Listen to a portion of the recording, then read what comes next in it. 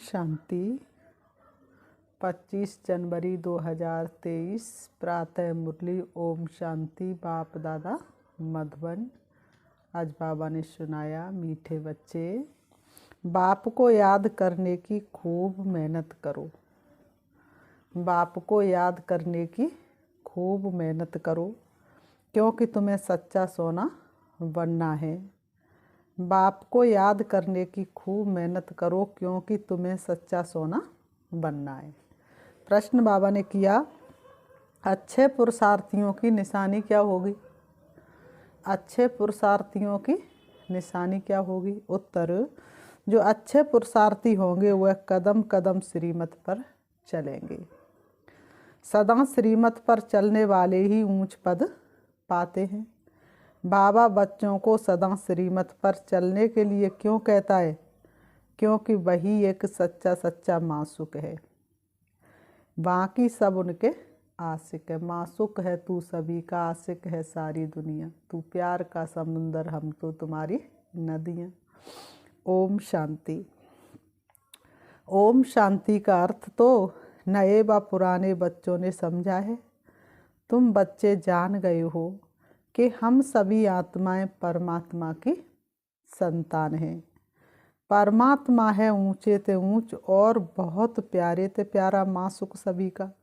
बच्चों को ज्ञान और भक्ति का राज तो समझाया है। बच्चों को ज्ञान और भक्ति का राज तो समझाया है। ज्ञान माना दिन, समझ, प्रकाश। भक्ति सतयुग त्रेता, भक्ति माना रात, द्वापर और कलयुग। भारत की ही बात है। भारत ही सोने की चिड़िया और भारत ही लोहे की चिड़िया। और धर्मों से तुम्हारा जास्ती कनेक्शन नहीं है। 84 जन्म भी तुम ही भोगते हो। पहले पहले भी तुम भारतवासी आए हो। 84 जन्मों का चक्र तुम भारतवासियों के लिए है।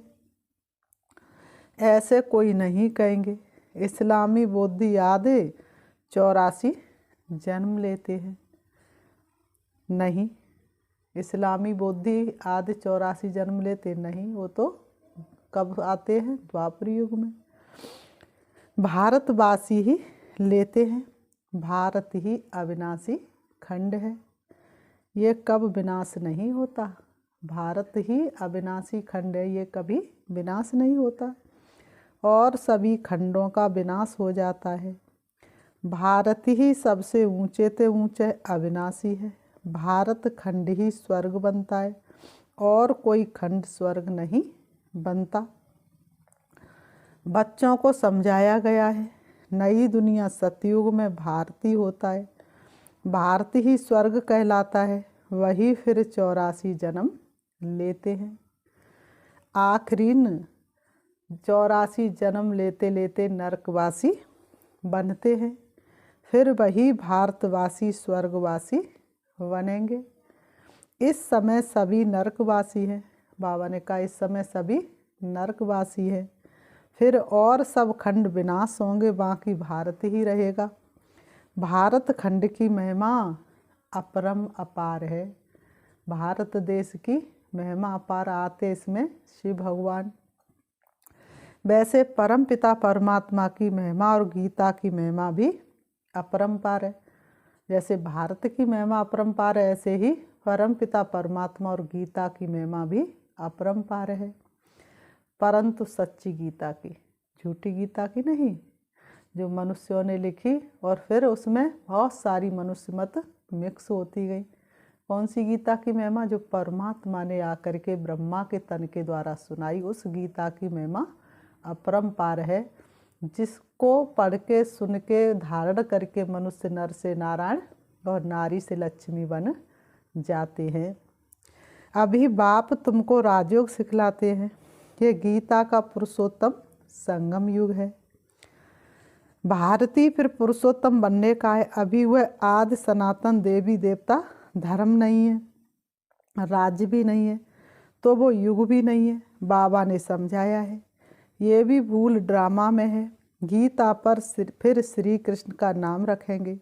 जब भक्ति मार्ग शुरू होगा तो पहले पहले गीता ही होगी। अभी ये गीता आदि सब शास्त्र खत्म हो जाने हैं, बाकी सिर्फ देवी देवता धर्म ही रहेगा। ऐसे नहीं कि उनके साथ गीता भागवत आदि भी रहेंगे, नहीं। प्रालब्धि मिल गई, सदगति हो गई तो फिर कोई शास्त्र आदि की दरकार ही नहीं। जो बच्चा डिग्री ले लेता है, डिग्री ले करके अपनी जॉब लगा लेता है तो उसे फिर पढ़ने की या कक्षा या नर्सरी में जाने की ज़रूरत होती है क्या? नहीं, उसने तो डिग्री ले ली। तो इसी तरह से हम पढ़ कर के नर से नारायण बन जाते हैं तो फिर पढ़ने की, भक्ति करने की ज़रूरत नहीं। इसलिए कहते दुख में सिमरण सब करे, सुख में करे ना कोई। तो सतयुग त्रेता में इतना सुख होता है जो सिमरण करने की ज़रूरत नहीं। सतयुग में कोई भी गुरु शास्त्र आदि नहीं होते। इस समय तो अनेक गुरु हैं भक्ति सिखलाने वाले। सदगति देने वाला तो एक ही रूहानी बाप है जिसकी अपरंपार महिमा है। उसे ही वर्ल्ड ऑलमाइटी अथॉरिटी कहा जाता है। भारतवासी बहुत करके ये भूल करते जो कहते ये अंतर्यामी है, सबके अंदर को जानता है। बाप कहते बच्चे मैं कोई के अंदर को नहीं जानता हूँ, मेरा तो काम ही है पतितों को पावन बनाना, बाकी मैं अंतर्यामी नहीं हूँ। अंतर्यामी माना सबके अंदर की जानने वाला। बाबा ने कहा नहीं, मैं अंतर्यामी नहीं हूँ। ये भक्ति मार्ग की उल्टी महिमा है। मुझे बुलाते ही है पतित दुनिया में और मैं एक ही बार आता हूँ, जबकि पुरानी दुनिया को नया बनाना है। मनुष्यों को ये पता ही नहीं कि ये जो दुनिया है वह नई से पुरानी, पुरानी से नई कब बनती है। हर चीज़ सतो रजो तमो में ज़रूर आती है। मनुष्य भी एक जैसे होते हैं। बालक पहले सतो प्रधान फिर युवा वृद्ध होते हैं, अर्थात रजो तमो में आते हैं। बूढ़ा शरीर होता वह छोड़ जाकर बच्चा बनते हैं। दुनिया भी नई सो पुरानी होती है। बच्चे जानते नई दुनिया में भारत कितना ऊंच था। भारत की महिमा अपरंपार है। इतना धनवान, सुखी, पवित्र और कोई खंड है नहीं। भारत जैसा सुखी, धनवान, पवित्र खंड कोई है नहीं। अब सतो प्रधान दुनिया स्थापन हो रही है। त्रिमूर्ति में भी ब्रह्मा विष्णु शंकर दिखाया है। उनका अर्थ कोई समझते नहीं। वास्तव में कहना चाहिए त्रिमूर्ति शिव, ना कि त्रिमूर्ति ब्रह्मा। ब्रह्मा विष्णु शंकर को क्रिएट किसने किया? ऊँचे ते ऊँच शिव बाबा ने। कहते ब्रह्मा देवताय नमः, विष्णु देवताय नमः, शंकर देवताय नमः, शिव परमात्मा नमः। तो वह ऊँच हुआ ना। वह है रचयिता, गाते भी है। परम पिता परमात्मा ब्रह्मा द्वारा ब्राह्मणों की स्थापना करते हैं। फिर परमात्मा बाप द्वारा वर्षा भी मिलता है। फिर खुद बैठ ब्राह्मणों को पढ़ाते हैं, क्योंकि वह बाप भी है, सुप्रीम टीचर भी है। वर्ल्ड की हिस्ट्री ज्योग्राफी कैसे चक्र लगाती है वह बैठ समझाते हैं। वही नॉलेजफुल है। बाकी ऐसे नहीं कि वह जान ही जाननहार है, ये भी भूल है। भक्ति मार्ग में कोई जीवन कहानी ऑक्यूपेशन को नहीं जानते। तो ये जैसे गुड़ियों की पूजा हो जाती है। कलकत्ते में गुड़ियों की पूजा कितनी होती है। फिर उनकी पूजा कर खिला पिलाकर समुद्र में डुबो देते हैं। शिव बाबा मोस्ट विलवेड है। बाप कहते मेरा भी मिट्टी का लिंग बनाकर पूजा आदि कर फिर तोड़ फोड़ देते हैं। सवेरे बनाते शाम को तोड़ देते हैं। बाबा ने कहा ये सब भक्ति मार्ग अंधश्रद्धा की पूजा है। ये सब भक्ति मार्ग अंधश्रद्धा की पूजा है। मनुष्य गाते भी हैं, मनुष्य गाते भी हैं, आप ही पूज और आप ही पुजारी। तो कैसे? ये किसी को पता ही नहीं। आप ही पूज और आप ही पुजारी का रहस्य किसी को पता ही नहीं, जो परमात्मा ने आकर के हमें बताया। तूने ही भेद खोले सारे अगम निगम के। बाप कहते हैं मैं तो सदैव पूज्य हूँ, मैं तो आकर सिर्फ पतितों को पावन बनाता हूँ। 21 जन्मों के लिए राजभाग देता हूँ। भक्ति में है अल्पकाल का सुख, जिसको सन्यासी काग विष्टा समान सुख कहते हैं। भक्ति में है अल्पकाल का सुख, जिसको सन्यासी काग विष्टा के समान सुख कहते हैं। सन्यासी घर बार छोड़ देते, वह है हद का सन्यास। हठ योगी है ना, हट करके बैठ जाते हैं। तो जाकी रही भावना जैसी, प्रभु मूरत देखी तिन तैसी। तो हठ योग करते हैं, जैसा भाव रखते वैसा साक्षात्कार हो जाता है। भक्त लोग फिर उन्हीं को पूजना शुरू कर देते हैं। भगवान को तो जानते ही नहीं। बाबा ने कहा सन्यासी भगवान को तो जानते ही नहीं, ब्रह्म को याद करते रहते हैं। ब्रह्म तो भगवान नहीं, भगवान तो एक ही निराकार शिव है, जो सर्व आत्माओं का बाप है। ब्रह्म है हम आत्माओं के रहने का स्थान, वह ब्रह्मांड स्वीट होम है। वहाँ से हम आत्मा यहाँ पाठ बजाने आती हैं। आत्मा कहती हम एक शरीर छोड़ दूसरा शरीर लेता हूँ। आत्मा कहती मैं एक शरीर छोड़ दूसरा लेती हूँ। 84 जन्म भी भारतवासियों के हैं। जिन्होंने बहुत भक्ति की है वही फिर ज्ञान भी जास्ती उठाएंगे। जिन्होंने भगवान को बहुत ढूंढा, दिल से चाहा, प्यार किया, बहुत भक्ति की, उन्हीं को फिर ज्ञान भी अच्छा लगता और ज्ञान भी वो अच्छी रीति उठाते हैं। बाप कहते बच्चे गृहस्थ व्यवहार में भल रहो, परंतु श्रीमत पर चलो। बाबा ने कहा रहने के लिए कहाँ भी रहो, लेकिन बाप की श्रीमत पर चलो। तुम सब आत्मा आशिक को, एक परमात्मा मासुक के। द्वापुर से लेकर तुम याद करते आए हो। दुख में आत्मा बाप को याद करती है, ये है ही दुख धाम। बाबा ने कहा ये क्या है? दुख धाम। आत्मा असली शांति धाम की निवासी है, पीछे आई सुख धाम में।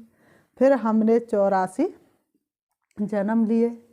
हम सो हम का अर्थ भी समझाया है। वह कह देते आत्मा सो परमात्मा, परमात्मा सो आत्मा। अब बताओ, आत्मा सो परमात्मा, परमात्मा सो आत्मा, तो कितने परमात्मा हो गए?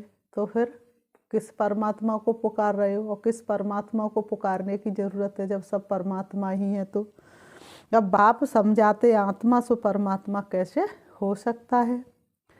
परमात्मा तो एक है, उनके सब बच्चे हैं। साधु संत आदि भी हमसो का अर्थ रोंग करते हैं।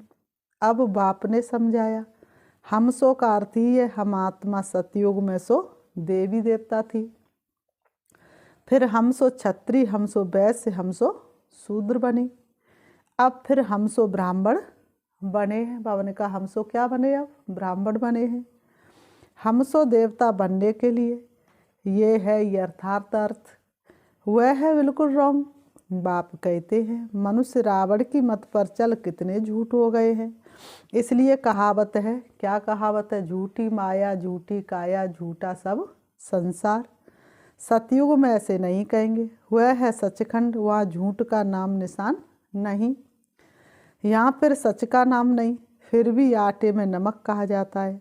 सतयुग में है दैवी गुण वाले मनुष्य, उन्हों का है देवता धर्म। पीछे और धर्म हुए तो द्वैत हुआ। द्वापुर से आसुरी रावण राज्य शुरू हो जाता है। सतयुग में रावण राज्य भी नहीं तो 5 विकार भी नहीं हो सकते।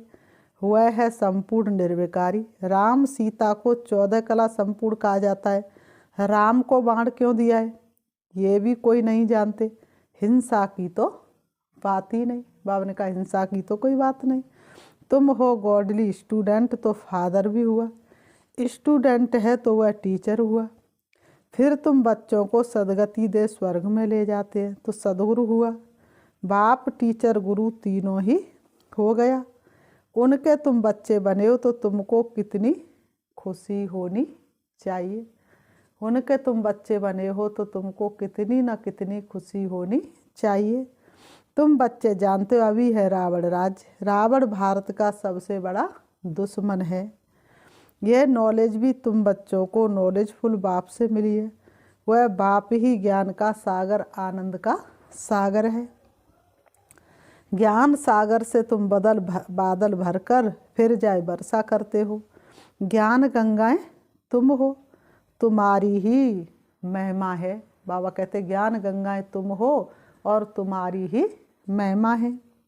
बाकी पानी की गंगा में स्नान करने से पावन तो कोई बनता ही नहीं।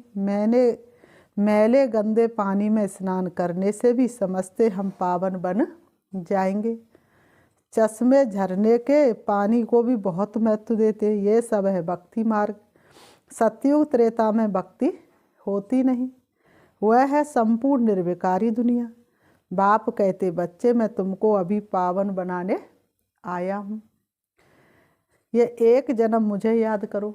बाबा कहते बच्चे ये एक जन्म मुझे याद करो, ये एक जन्म बाप के हवाले कर दो तो तुम माला माल बन जाएंगे। और पावन बनो तो तुम सतो प्रधान बन जाएंगे। मैं ही पतित पावन हूँ, जितना हो सके याद की यात्रा को बढ़ाओ।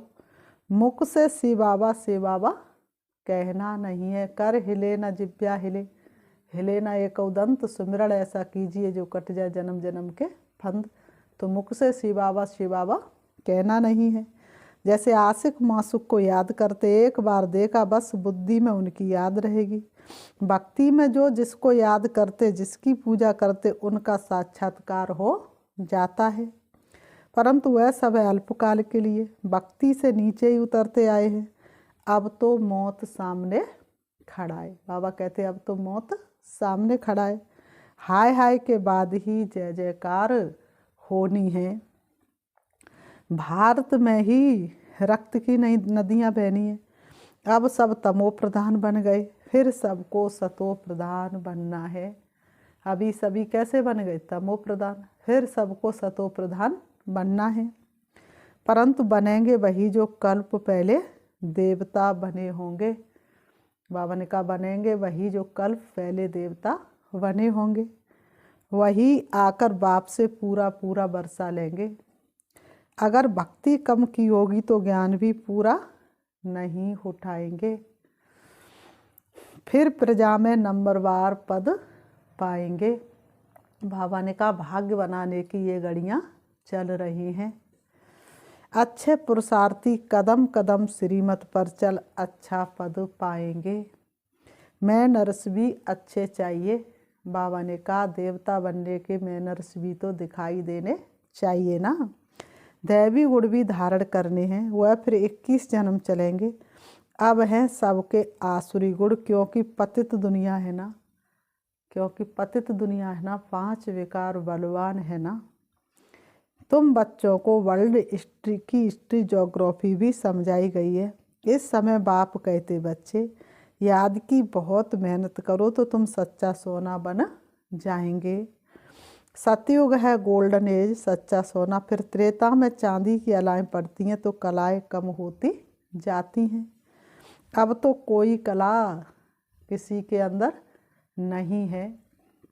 जब ऐसी हालत हो जाती तब बाप आते हैं। सभी पुकारने लग जाते तब बाप आते हैं। सभी दुखी अशांत हो जाते तब बाप आते हैं।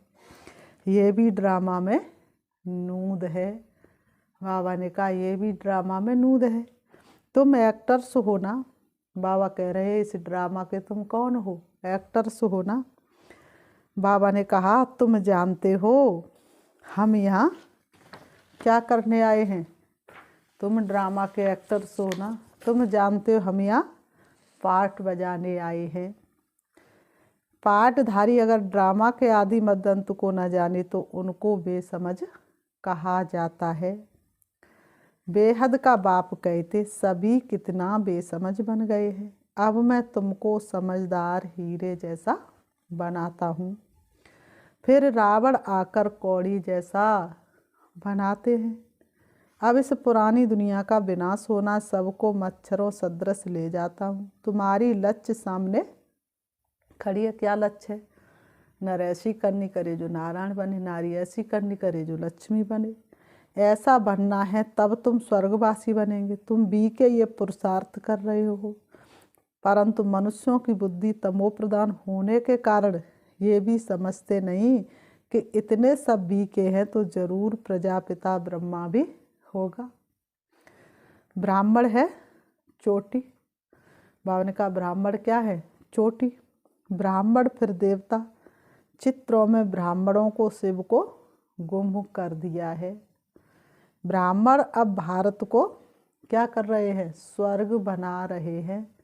ब्राह्मण अब भारत को स्वर्ग बना रहे हैं। फिर बाबा ने कहा अच्छा, मीठे मीठे सिकीलते बच्चों प्रति माता पिता बाप दादा का याद प्यार और गुड मॉर्निंग। रूहानी बाप की रूहानी बच्चों को नमस्ते। हम रूहानी बच्चों की रूहानी बाप दादा को याद प्यार और नमस्ते नमस्ते नमस्ते। धारणा के लिए मुख्य सार नंबर 1, ज्ञान सागर से बादल भर ज्ञान वर्षा करनी है। जितना हो सके याद की यात्रा को भी बढ़ाना है। याद से ही सच्चा सोना बनना है। ज्ञान सागर से बादल भर ज्ञान वर्षा करनी है। जितना हो सके याद की यात्रा को भी बढ़ाना है। याद से ही सच्चा सोना बनना है। नंबर 2, श्रीमत पर चल अच्छे मैनर्स और दैवी गुण धारण करने हैं। सचखंड में चलने के लिए बहुत बहुत सच्चा बनना है। श्रीमत पर चल अच्छे मैनर्स और दैवी गुण धारण करने हैं। सचखंड में चलने के लिए बहुत बहुत सच्चा बनना है। वरदान, विशेषता देखने का चश्मा, फैन, संबंध संपर्क में आने वाले विश्व परिवर्तक भव। विशेषता देखने का चश्मा, पेन, संबंध संपर्क में आने वाले विश्व परिवर्तक भव। स्पष्टीकरण है, 1-2 के साथ संबंध व संपर्क में आते हर एक की विशेषता को देखो। 1-2 के संबंध व संपर्क में आते हर एक की विशेषता को देखो। विशेषता देखने की ही दृष्टि धारण करो। जैसे आजकल का फैशन और मजबूरी चश्मे की है। आजकल का फैशन क्या है? चश्मा। मजबूरी क्या है? चश्मा। किसी की तो मजबूरी और किसी की फैशन। तो विशेषता देखने वाला चश्मा पहनो। दूसरा, कुछ दिखाई न दे। जैसे लाल चश्मा पहन लो तो हरा भी लाल दिखाई देता है। तो विशेषता के चश्मे द्वारा कीचड़ को न देख कमल को देखने से विश्व परिवर्तन का विशेष कार्य के निमित्त बन जाएंगे। स्लोगन है, परचिंतन और परदर्शन की धूल से सदा दूर रहो तो बेदाग अमूल हीरा बन जाएंगे। परचिंतन और परदर्शन की धूल से सदा दूर रहो तो बेदाग अमूल हीरा बन जाएंगे। अच्छा, ओम शांति। अभी हम 5 मिनट प्यारे बाबा को याद करेंगे, अपने आप को देखेंगे अति सूक्ष्म ज्योति के रूप में। मैं आत्मा, चमकता हुआ हीरा, मणि, इन दोनों ग्रहों के बीच भ्रकुटी में विराजमान हूँ। शरीर मेरा वस्त्र है जो मैंने थोड़े से समय के लिए धारण किया है। मुझ आत्मा का निज धाम परम धाम है, जहाँ की मैं आत्मा रहने वाली थी। सृष्टि रंगमंच पर मैं आत्मा एक्टर 1 पार्ट बजा रही हूँ। अब मेरा पार्ट पूरा हुआ। मुझे अपने घर वापस जाना है। मैं आत्मा मन बुद्धि रूपी विमान में बैठकर उड़ रही हूँ। हवा से भी तेज उड़ती जा रही हूँ। इस सृष्टि रूपी आंगन से दूर अब मैं देख रही हूँ अपने आप को चमकती हुई ज्योति के रूप में। ये सृष्टि रूपी आंगन नीचे और मैं आत्मा ऊपर उड़ रही हूँ। मुझे सृष्टि के सारे मनुष्य बहुत छोटे छोटे दिखाई दे रहे हैं। मैं आत्मा उड़ रही हूँ, सारे बंधनों से मुक्त होकर नीले आसमान से भी ऊपर, सूरज चांद सितारों से आगे। अब मुझे सृष्टि का कुछ भी दिखाई नहीं दे रहा है। मैं चली जा रही हूँ अपने लक्ष्य की ओर। पहुंच रही हूँ सूक्ष्म वतन में, फरिश्तों की दुनिया, जहाँ फरिश्तों की महफिल लगी हुई है। चमकीली ड्रेस के साथ सभी फरिश्ते मुझे दिखाई दे रहे हैं। अब मैं उससे भी ऊपर प्रवेश करती हूँ हल्के सुनहरे लाल रंग के आसमान में। अब मुझे सारी आत्माएं मणियों के रूप में चमकती हुई दिखाई दे रही हैं। उससे भी ऊपर मैं देख रही हूँ शिव बाबा को, जो अति सूक्ष्म है, लेकिन उनका प्रकाश संपूर्ण ब्रह्मांड में फैला हुआ है। उनसे निकलती हुई शक्तियाँ संपूर्ण ब्रह्मांड में फैल जाती हैं। मैं आत्मा सर्वशक्तिवान शिव बाबा के सन्मुख हूँ। दिव्य चक्षु से उन सर्वशक्तिवान पिता को देख रही हूँ। सारे विश्व के रचयिता, सारी सृष्टि के पालनहार, दुख हरता सुख करता, शांति के सागर शिव बाबा मेरे सन्मुख है। मैं आत्मा कितना कितना कितना बाबा आपका धन्यवाद करूं। आपने मुझे अंधकार से प्रकाश की ओर ला दिया। आपने मुझे मुक्ति जीवन मुक्ति का राह दिखा दिया। आपने मुझे नर से नारायण बनने की पढ़ाई पढ़ा दी। और मुझे कुछ नहीं चाहिए बाबा। आप ही मेरे सच्चे साथी हैं, बंधु सखा है। आपसे ही मेरे सर्व संबंध है। आपको पाकर मैं धन्य हो गई। किन शब्दों में मैं अपने भाग्य की सराहना करूं बाबा। शिव बाबा ने मुझे सर्व शक्तियां, सर्व वरदानों से भरपूर कर दिया है। अब मैं आत्मा शिव बाबा से शक्ति लेकर वापस आ रही हूँ। परम धाम से नीचे, सूक्ष्म वतन से भी नीचे, तारागढ़ से भी नीचे, चंद्रमा से भी नीचे, सूरज से भी नीचे मैं आत्मा आ जाती हूँ सृष्टि रंगमंच पर। आकर के दोनों ब्रह्म के बीच भ्रकुटी में विराजमान हो जाती हूँ। मेरी सर्व शक्तियाँ चारों तरफ फैल रही हैं, चारों तरफ के वातावरण को शक्तिशाली बना रही हैं। ओम शांति।